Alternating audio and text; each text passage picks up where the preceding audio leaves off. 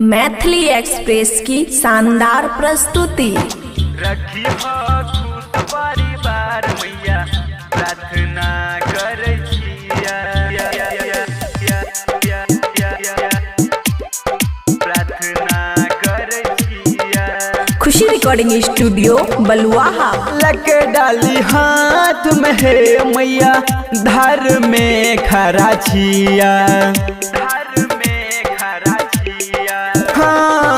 Luck डाली हाथ में है मैया धार में खड़ा छिया।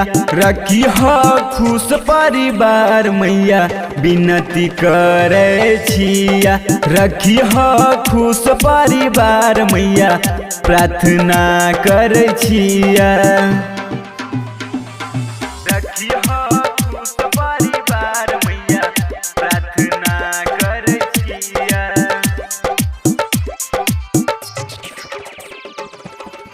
प्रार्थना करे छिया, प्रार्थना करे छिया। दुख तो कलीफ के है मैया रखी हो दूर पूजे छिया। हाँ दुख तो कलीफ के छठी मैया रखी हो दूर पूजे छिया। रखी हो खुश परिवार मैया विनती करे छिया, रखी हो खुश परिवार मैया प्रार्थना करे छिया। रखी हो खुश परिवार मैया प्रार्थना करे छिया,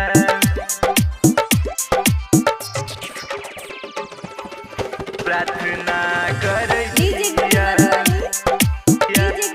प्रार्थना करे छिया।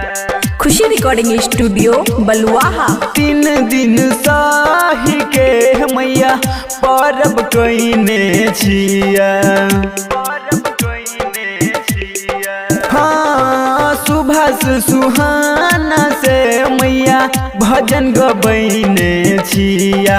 रखी हो खुश परिवार मैया विनती करे छिया, रखी हो खुश परिवार मैया प्रार्थना करे छिया। खुशी रिकॉर्डिंग स्टूडियो बलुआहा।